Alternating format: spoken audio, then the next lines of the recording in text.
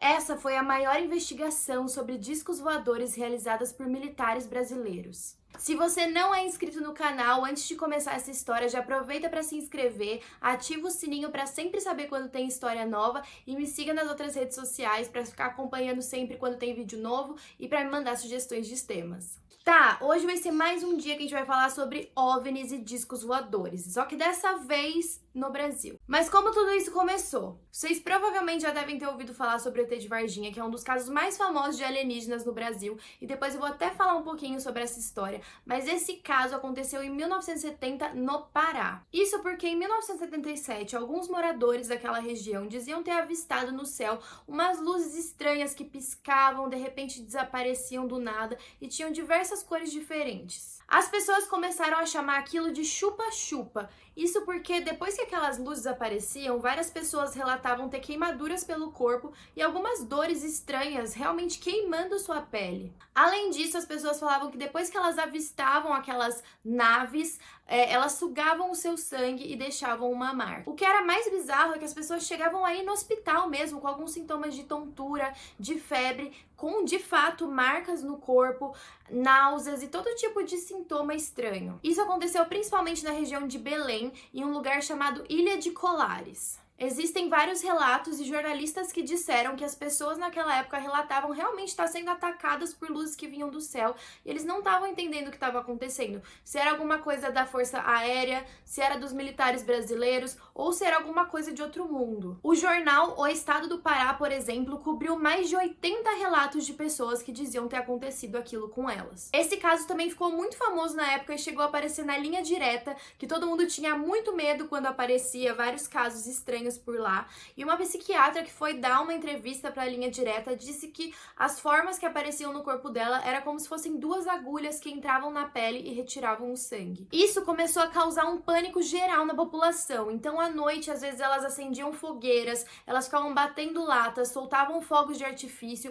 tudo como um meio de levar embora aquela coisa que estava acontecendo lá, aquelas naves que eles não sabiam de onde estava vindo, e outras famílias mais religiosas também optavam por rezar. Outras ainda começaram a empunhar pedras, paus e espingardas para tentar matar aquilo que estava fazendo elas sofrerem tanto. Só que o caso chegou em uma proporção tão grande que finalmente o governo decidiu acionar as forças aéreas. Então, depois que a Força Aérea Brasileira foi acionada, eles montaram um esquadrão de 30 pessoas que foram até a região para investigar tudo aquilo que estava acontecendo. Eles passaram vários dias por lá, entrevistaram várias pessoas que relataram ter sido atacadas por essas naves e também passaram muito tempo observando o céu para ver se realmente aquilo estava acontecendo. O comandante dessa operação era o Irangê de Holanda Lima. Então, esse esquadrão que foi lá era formado por diversas pessoas, sargentos, capitães, médicos, psiquiatras, e eles foram entrevistando várias pessoas. Eles permaneceram no local durante 4 meses, durante o dia entrevistando as pessoas e durante a noite observando o céu, e surgiram vários documentos dessas análises que eles fizeram. Uma das coisas bizarras que aconteceram na época é que depois que os jornais começaram a mostrar o que estava acontecendo na Ilha de Colares, eles começaram a acusar todo mundo que estava divulgando essas informações de mentirosos, de sensacionalistas, como se eles quisessem causar pânico na população e para eles pararem de divulgar esse tipo de coisa. Inclusive, sempre que esse esquadrão da Força Aérea era perguntado do que eles realmente viram no local, eles se limitavam a dizer que viam luzes e nada mais. Isso pode ter partido de algumas ameaças ou de algumas pessoas dizendo que não era para eles divulgarem todas essas informações. Durante vários dias, eles não estavam conseguindo achar nada de muito relevante para mostrar e realmente reportar para o governo depois, mas o capitão da operação chegou um dia a ver, a mais ou menos 100 metros de distância dele, um objeto enorme no formato de uma bola de futebol americano. Esse objeto tinha sido fotografado e filmado por militares. Ele tinha as pontas bem pontudas e de fato parecia ser uma nave. Supostamente no interior dessa nave eles teriam visto um ser extraterrestre. O capitão da operação, então, o Irangê de Holanda Lima, foi reportar para o superior dele o que eles tinham visto,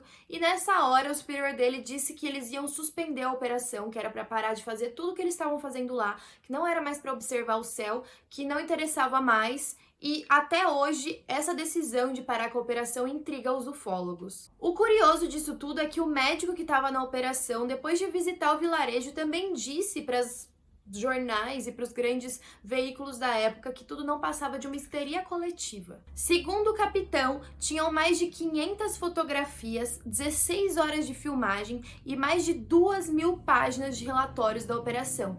Tudo isso foi mandado ser entregue para os superiores e depois suspender completamente tudo o que estava acontecendo. Apesar de todos esses arquivos e relatórios, no Arquivo Nacional, que você pode acessar publicamente, existem somente 6 relatórios referentes à Operação Prato. Depois de que isso terminou, muitos anos depois, em 1997, o capitão da operação, o Irangê, decidiu que ele ia dar uma entrevista sobre o caso.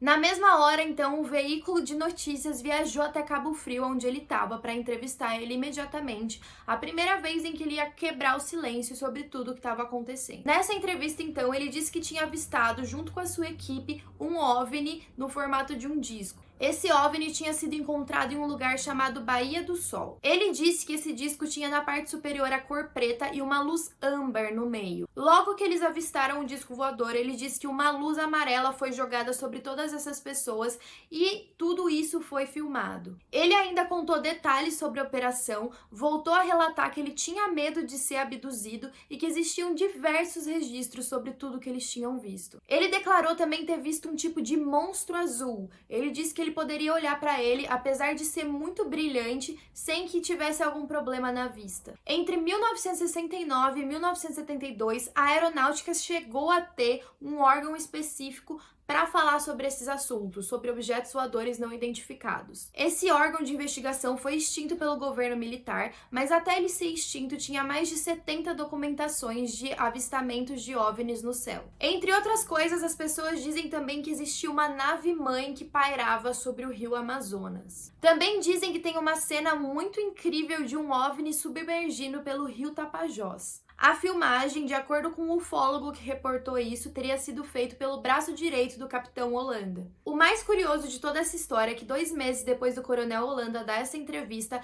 ele se matou enforcado com o cordão do roupão dentro do seu apartamento. Algumas pessoas especulavam que ele tinha sido morto, na verdade, por revelar informações sigilosas sem que ele tivesse autorização. Outras pessoas dizem que, na verdade, ele não morreu, ele só mudou de identidade e foi para outro país. Bom, pessoal, essa foi a história de hoje. Me contem aqui se vocês sabiam dessa história, se vocês têm mais detalhes para acrescentar aqui também. E também me contem se vocês querem um vídeo próprio para falar do ET de Varginha, que também foi outro caso muito explosivo aqui no Brasil sobre o tema. Espero que vocês tenham gostado e até a próxima.